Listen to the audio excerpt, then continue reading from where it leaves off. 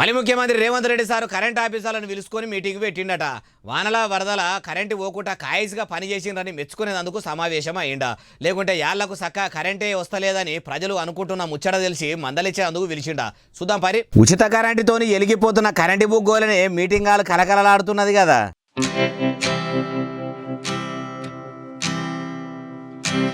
ఇప్పటి సంది కరెంటు కొనుడు తయారు చేసుడు కాదు, ఎవరిళ్ళ వాళ్ళే ప్రతి ఇంటికి సోలార్ ప్లేట్లు పెట్టి కరెంటు తయారు చేసుకునుడు నేర్పాలి. ఎట్లా తయారు చేయాలను, సోలార్ ప్లేట్లు ఏడబెడితే ఎట్లా సూర్యుని ఎలుగుబడి కరెంటు పుడుతుందో, ఒక్క ఇంటికి ఎన్ని ప్లేట్లు పెట్టాలనో, అవిటిని వెట్టుడుతోని ఎంత అక్కెర ఉన్నదో, ఇప్పుడు కరెంటు తయారు చేసేందుకు ఎంత తిప్పలవుతున్నదో, ఒక ఇంటికి ఎన్ని యూనిట్ల కరెంటు కాలుతున్నదో, రాష్ట్ర ప్రభుత్వం ఎన్ని యూనిట్ల కరెంటు పక్క రాష్ట్రాల నుంచి కొంటున్నదో, దినం కరెంటు కోసమే ఎంత పైకం ఖర్చు అవుతున్నదో అన్ని ముచ్చట్లు ప్రజలకు అర్థమయ్యేటట్టు చెప్పి సర్కారు భూములు ఏడేడ ఉంటాయో ఆడాడ మొత్తము సోలారు పలకలు పెట్టి రాష్ట్రమంతా కరెంటు పుట్టియాలి. అట్లనే మహిళా సంఘాల ఆడవాళ్ళందరికీ కూడా సోలార్ కరెంటు మీద ట్రైనింగ్ ఇచ్చి వంటలు చేసుకునేందుకు అక్కెరకొచ్చే గ్యాస్ తక్కువ చేసి కరెంటు పొయ్యి మీదనే కాయిస్గా బువ్వకూరలు వండుకునేటట్టు తరిపిది ఇయ్యాలన్న తరీకలు అనుకొచ్చిండట ముఖ్యమంత్రి సారు. ముదుసూపు చూసిరా మరి? కరెంటు పొయ్యి మీదనే వంట చేసుకోవాలని అనుకున్నప్పుడు 500కే గ్యాస్ బుడ్డి పథకం ఎందుకు పెట్టినట్టు?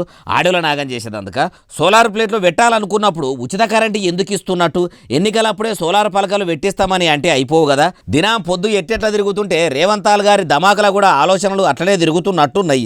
అయ్యా ముఖ్యమంత్రి గారు, ఒక సీఎంగా తెలంగాణను ఏం చేయాలనుకుంటారో మీకన్నా క్లారిటీ ఉన్నదా?